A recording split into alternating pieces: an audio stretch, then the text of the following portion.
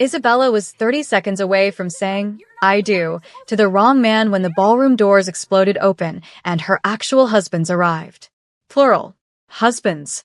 Because apparently when you sign a contract drunk in Seoul at 3 in the morning, you accidentally marry identical twin brothers who run the Korean-American Mafia, and they don't take kindly to their wife trying to marry someone else.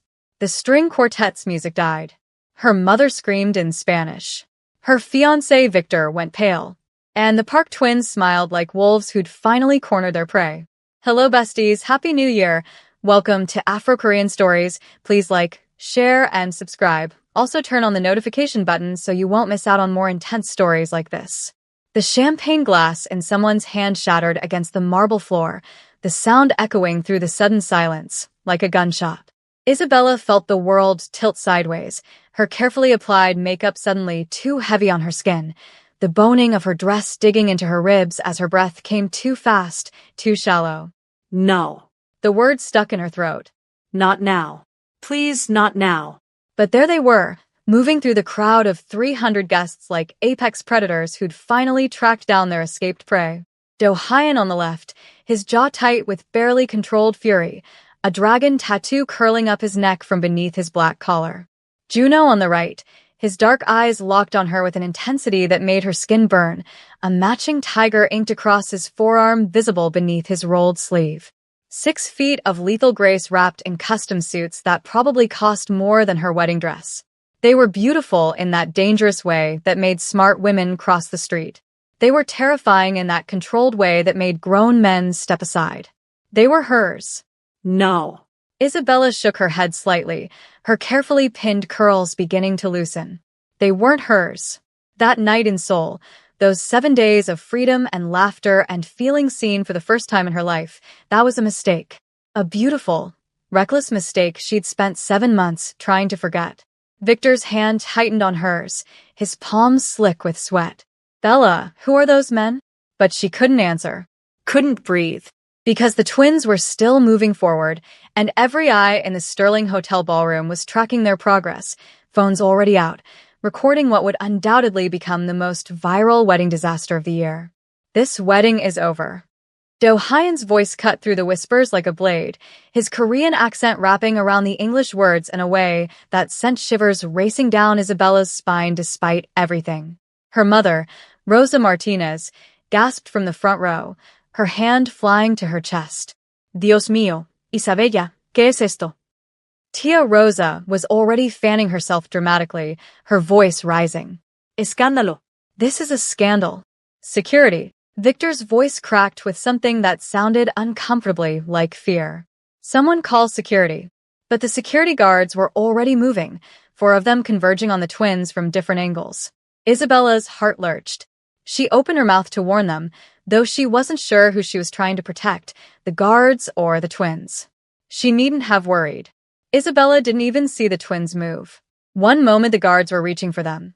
The next all 4 men were on the ground, groaning, and a dozen more men in black suits had materialized around the perimeter of the ballroom, blocking every exit with the quiet efficiency of people who'd done this before.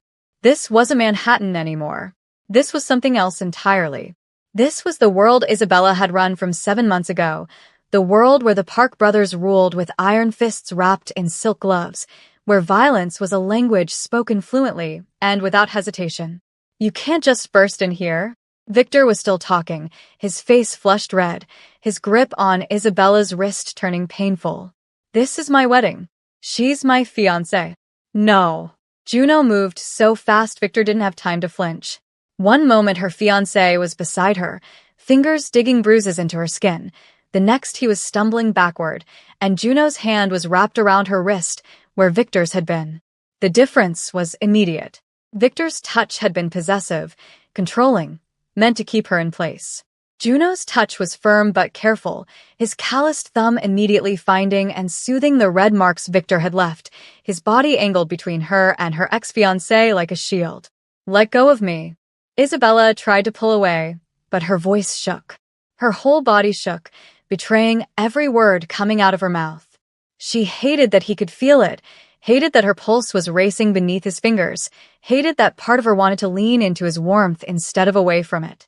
No. Juno's thumb traced circles on her pulse point, and she knew he could feel everything. How fast her heart was racing. How her breath kept catching.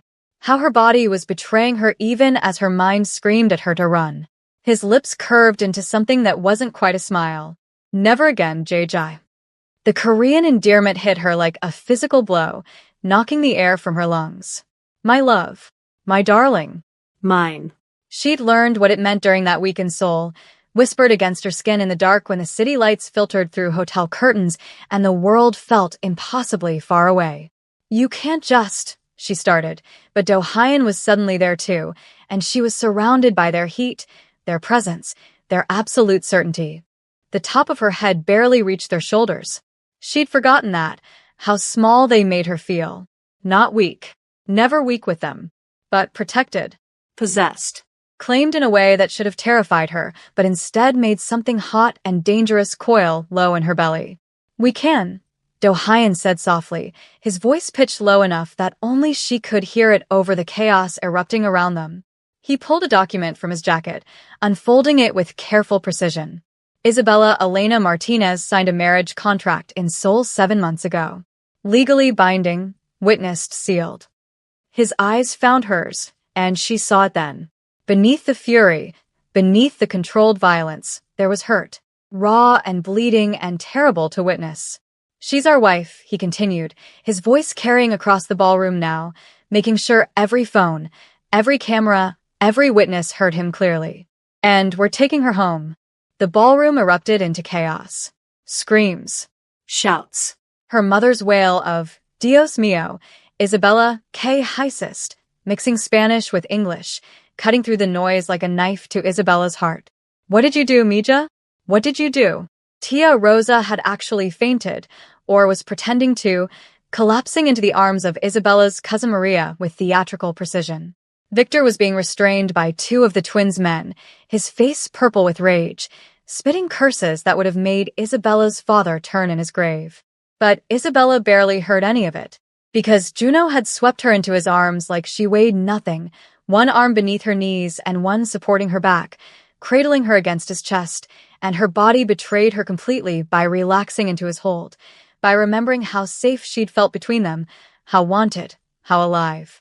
Put me down, she whispered, but there was no force behind it. Her fingers had already curled into his lapel, holding on instead of pushing away. Not a chance. Juno's breath was warm against her ear, his chest solid beneath her cheek, his heart racing almost as fast as hers. We've been looking for you for 7 months, Bella. 7 months of not knowing if you were safe, if you were happy, if you were. His voice dropped lower, rougher, vibrating through her chest where she was pressed against him. You're not disappearing again. This is kidnapping, Isabella said, but even she could hear how weak the protest sounded. This is marriage, Do Hyun corrected, his hand finding her face, tilting it toward him with a gentleness that made her chest ache. His thumb traced her cheekbone, calloused and warm and achingly familiar. You signed the contract, Bella. You said yes to us. Did you think we'd just let you go? I was drunk. You were sober enough to negotiate. Do Hyun's thumb paused on her cheek. You told us what you wanted. Your father's recipes, your mother's textiles, Korean distribution networks. You wanted to honor both parts of yourself. Remember? Isabella's chest tightened because she did remember. She told them everything that night. All her dreams of blending her Spanish-Mexican-African heritage with something bigger, of matching, of being more than just the failing CEO of her father's dying company. More than a pretty face her uncle could use to secure business deals. And they'd listened. Really listened. They'd made her feel seen for the first time in her life, like she was a person with value beyond what she could provide for others. Then she'd woken up alone in that hotel room with a pounding headache and a marriage contract on the nightstand, and she'd run like a coward. I can't do this, Isabella said, but her voice broke on the words. I can't just leave everything, everyone. My mother needs me. The company needs me. Your mother will be protected, Juno said as they stepped into the hallway, his arms tightening around her. We've already arranged for her safety. The company will be saved. We have resources you can't imagine, Bella. We can give you everything you wanted. Except my freedom. Juno stopped walking. just stopped in the middle of the hallway, and the look he gave her was so intense she forgot how to breathe. Is that what you think this is? His voice was rough, almost angry. That we're taking your freedom? Bella, we're giving it to you. That man you were about to marry, Victor Ashford, he would have destroyed you. You don't know that. We know exactly that. Do-hyun had moved ahead to call the elevator, but now he turned back, and the expression on his face made Isabella's blood run cold. We did our research, Bella. Victor Ashford isn't who he claims to be. He's connected to people who want to hurt you. Your uncle arranged this marriage for a reason, and it wasn't to save your company. Cold dread bloomed in Isabella's stomach, mixing with the confusion and fear and unwanted desire. What are you talking about? The elevator doors opened with a soft chime. Juno carried her inside, still not setting her down, and Do-hyun followed, pressing the button for the parking garage. As the doors closed, Isabella caught one last glimpse of the ballroom. Victor being held back by two large men in black suits, his face twisted with a rage that looked nothing like the mild-mannered banker who'd proposed to her 6 months ago with promises of stability and security. Her mother had collapsed into a chair, Tia Rosa fanning her with exaggerated concern while simultaneously trying to get the best angle for the disaster unfolding. 300 guests frozen in shock, their phones out, already uploading this catastrophe to every social media platform known to humanity. Then the doors closed, and she was alone with the two men who'd just stolen her from the altar. The elevator was too small, too warm, too full of their presence. Juno set her down carefully, but kept her caged between them, his hands on her waist, Do-hyun's at her back. She was surrounded by their heat, their scent of sandalwood, and something darker, something that reminded her of soul nights and rooftop bars and feeling alive for the first time. You destroyed everything, Isabella whispered, looking between them, seeing her reflection fractured in their dark eyes. My reputation, my family standing, any chance I had at a normal life. At what? Do-hyun's hand cupped her jaw, forcing her to meet his eyes. A loveless marriage to a man who would have broken you piece by piece until there was nothing left of the woman we fell in love with? We did you a favor, Bella. You don't love me, Isabella said, but the words felt hollow even as she spoke them. You barely know me. 1 week doesn't make a marriage. It does when that week changes everything, Juno said quietly, his forehead dropping to rest against her temple, his breath warm on her skin. It does when you wake up every morning for 7 months, and the first thought is, where is she? It does when you can't eat, can't sleep, can't function because half of yourself is missing. Before Isabella could respond, before she could process the raw honesty in his voice, Do-hyun's phone buzzed. Once. Twice. 3 times in rapid succession, each vibration seeming to echo in the small space. He pulled it out, and Isabella watched his face drain of color. Actually drain, like someone had opened a tap and let all the blood out. Juno leaned over, reading the screen over his brother's shoulder, and his grip on Isabella's waist turned bruising. What? Isabella demanded, fear spiking through her chest. What is it? Do-hyun's eyes met Juno's over her head, and in that moment, she saw something she'd never seen in them before. Not anger, not determination. Fear. Real, genuine, bone-deep fear. They know, Do-hyun said quietly, his voice carefully controlled in that way that meant he was barely holding it together. The Lu Triad knows she's with us. The elevator doors opened to the parking garage, and Isabella's blood turned to ice. Because this wasn't over. This wasn't some romantic rescue where they'd ride off into the sunset and live happily ever after. This was only the beginning. And now you're probably wondering what the Lu Triad wants, why they're so dangerous, and whether Bella will survive what comes next. Well, if you're not subscribed, you're literally choosing to miss out on the most intense part of this story. I'm pouring my heart into creating these episodes for you, staying up late, researching, writing, editing, and all I ask is one small click on that subscribe button. It takes 2 seconds. 2 seconds to support a creator who's working hard to bring you quality content. But I guess that's too much to ask from some people, right? Anyway, for those of you who actually care about supporting small creators and want to see how this story unfolds, let's continue. The SUV's tires screeched against concrete as Juno pushed Isabella into the back seat, his body covering hers before she could even process what was happening. The door slammed shut, and Do-hyun slid in from the other side, trapping her between them as the vehicle peeled out of the parking garage with enough force to slam her back against the leather. "What's going on?" Isabella's voice came out higher than she wanted, her fingers clutching at Juno's jacket, feeling the rigid tension in his muscles through the expensive fabric. "Who's the Lu Triad? What do they want?" "You," Do-hyun said simply, his phone still blowing up with notifications, the screen lighting up his face in the darkness of the car. "They want you." The city lights blurred past the tinted windows as the SUV wove through traffic with dangerous precision. Isabella's mind spun, trying to make sense of everything. 30 minutes ago, she'd been standing at an altar in a $10,000 wedding dress. Now she was sandwiched between two Korean-American mafia bosses, her dress bunched up around her thighs, the boning digging into her ribs with each breath. The heat radiating from both men made the small space feel airless, suffocating. "I don't understand." She turned to Do-hyun, then Juno, her heart hammering so hard it hurt. "I'm nobody. I run a failing import business that's hemorrhaging money every quarter. Why would a Chinese triad want me?" "Because of us," Juno said, his jaw clenched so tight she could see the muscle ticking beneath his skin. His hand found hers in the darkness, threading their fingers together, his palm rough with calluses, warm and steady against her trembling fingers. "Because we chose you over them." Isabella's stomach dropped. "What does that mean?" 7 months ago, Do-hyun began, his voice carefully controlled. "We were supposed to marry Lu Iran, the daughter of the Lu Triad's leader. A marriage that would have secured peace between our families, prevented a war that's been brewing for 3 generations. He paused, and his thumb brushed her cheekbone with devastating gentleness. "We rejected her. For you." The air left Isabella's lungs in a rush. "You what?" "We met you on a Tuesday," Juno said quietly, and there was wonder in his voice despite the circumstances, despite the danger racing alongside them in the darkness. His hand came to rest on her knee, the touch burning through layers of tulle and silk. "By Friday, we knew we couldn't marry anyone else. By Sunday, we'd burned every bridge we had to make sure you were ours." "You're insane."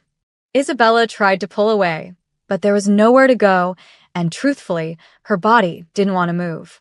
Her skin felt too hot everywhere they touched her. "You don't burn down your life for someone you spent 1 week with. That's not how the real world works."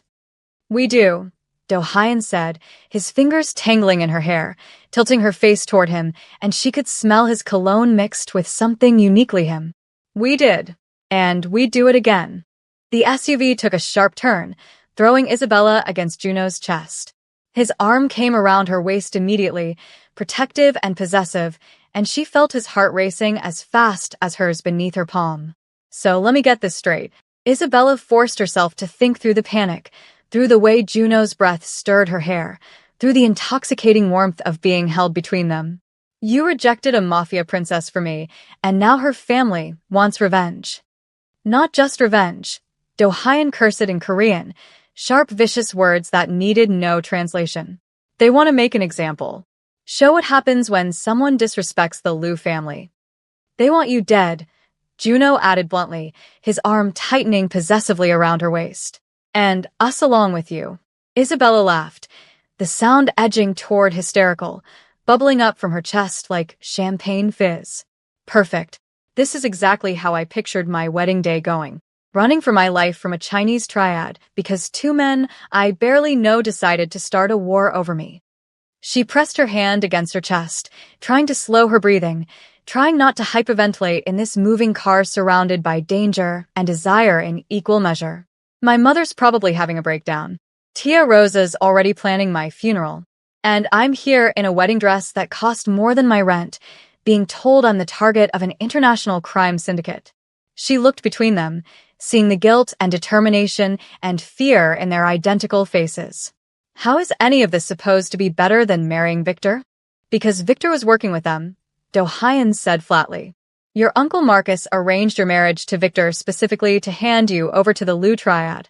You were never supposed to make it past the honeymoon, Bella." The world tilted sideways.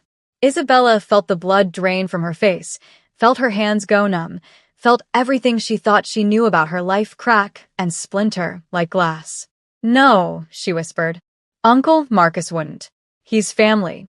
He's the one who helped me keep the company running after Papa died. He's been there for us." "He's been using you," Juno said gently, his hand coming up to cup her face, his thumb brushing away a tear she hadn't realized had fallen. "Using your mother's grief, using your desperation to save your father's legacy. Victor Ashford isn't even his real name, Bella. He's Lu Wei, the Triad leader's nephew." Isabella was going to be sick. Actually sick. She could feel the bile rising in her throat, could feel the world spinning out of control. "My father," she whispered, and suddenly everything clicked into place with horrible clarity. "His car accident. The police said he swerved to avoid a deer, but Papa was the most careful driver I knew. He wouldn't just—" She couldn't finish the sentence. Couldn't say it out loud because saying it would make it real, and if it was real, then everything she believed about her life for the past 2 years was a lie. "We don't know for certain," Do-hyun said carefully, "but the timing is suspicious. Your father's accident happened 2 weeks after he discovered some irregularities in the company's accounts. Accounts that your uncle Marcus controlled." The SUV pulled into a private airfield, and Isabella's stomach sank as she saw the jet waiting on the tarmac, engines running, steps extended like an open mouth ready to swallow her whole. No. She shook her head, her curls finally coming completely loose, tumbling around her shoulders. "I'm not getting on that plane. I need to talk to my mother. I need to go to the police. I need to." "Seoul," Do-hyun finished, his voice leaving no room for argument. "You're coming home with us, Bella. To Seoul, where we can actually protect you. Where the Lu Triad can't reach you." "That's not my home," Isabella said, but even as the words left her mouth, she remembered. Remembered night markets where her rusty Spanish somehow worked with Korean vendors' broken English. Remembered rooftop bars where they talked until sunrise about dreams bigger than duty. Remembered feeling, for the first time in her life, like she could breathe. "It was for 1 week," Juno said softly, his hand cupping her face, thumb tracing her jawline with heartbreaking gentleness. "And you were happier in those 7 days than you've been in 7 months. Don't lie and say otherwise, JJ. I can see it in your eyes." Isabella's throat tightened because he was right. That week in Seoul had felt like waking up from a lifetime of sleepwalking. The twins had shown her a version of herself she'd never known existed. Someone brave. Someone powerful. Someone worth fighting for. But freedom didn't mean running away to another country while a Chinese Mafia family hunted her, did it? "I need to call my mother," Isabella said as Juno opened the car door, the night air rushing in, cool and sharp against her overheated skin. "I need to explain what's happening. She'll be worried sick." No phones. Do-hyun took hers gently but firmly from her clutch purse. "Not until we're sure they're secure. The Lu Triad has resources, connections everywhere. One call could lead them right to you, and we're not taking that risk." "So I'm a prisoner," Isabella said flatly. "You're protected," Juno corrected, lifting her out of the car despite her protests, cradling her against his chest like she was something precious and breakable. "There's a difference." The night air hit her skin, and Isabella shivered despite the warmth of Juno's body. He carried her toward the jet, her wedding dress trailing behind them like a ghost of the life she'd almost lived, the life that would have killed her if these men hadn't intervened. "I can walk," she muttered, but her arms had wrapped around his neck without permission, her body seeking his warmth even as her mind rebelled against everything happening. "I know." Juno's lips curved slightly against her temple. "Humor me." They climbed the stairs into luxury that made the Sterling hotel look modest. Cream leather seats, polished wood panels, a full bar stocked with top-shelf liquor. But Isabella barely noticed any of it because sitting in one of those leather seats, sipping whiskey like he owned the place, was someone she recognized. Someone who made her blood run cold and her heart stop in her chest. Her uncle, Marcus Martinez, the man who'd arranged her marriage to Victor, the man who'd held her when she cried at her father's funeral, the man who'd promised to take care of her and her mother. And he was smiling. "Hello, Isabella." Marcus raised his glass in a mock toast, the amber liquid catching the cabin lights. "Surprised to see me?" Do-hyun's hand went to the gun beneath his jacket. Juno's entire body went rigid, setting Isabella down but keeping her behind him, his hands splayed possessively across her lower back. What is he doing here? Do-Hyun's voice could have cut steel. But Isabella already knew. The pieces were clicking together with sickening clarity. Her uncle's insistence she marry Victor. His mysterious business partners. The way he'd pushed and pushed until she'd agreed, desperate to save the company her father had built from nothing. You sold me, she whispered, stepping out from behind Juno, even though every instinct screamed at her to hide. To Victor. To the Liu triad. You sold me to cover your debts. Marcus's smile widened, and Isabella saw it then. The cruelty that had always been there, hidden beneath expensive suits and family dinners and false concern. Smart girl, he said, swirling his whiskey. Just like your father. Too bad his principles cost him everything. His expression darkened, and Isabella felt the world tilt again. What are you saying? Your father found out about my arrangement with the Liu triad, Marcus said casually, like he was discussing the weather instead of murder. Was going to cut ties, expose me, ruin everything I'd built. He should have minded his own business. Should have understood that sometimes family has to make sacrifices. The cabin air felt too thin. Isabella couldn't breathe, couldn't think past the roaring in her ears. You didn't, she breathed, but she knew. God help her, she knew. Papa's accident. You killed him. I didn't do anything, Marcus said smoothly, standing to adjust his cufflinks with casual precision. I'm just saying accidents happen, Isabella. Especially to people who don't understand how the world really works. Your father was too idealistic, too concerned with doing the right thing. It made him weak. Juno lunged forward, but Do-Hyun caught him, held him back with visible effort. Not here. Not now.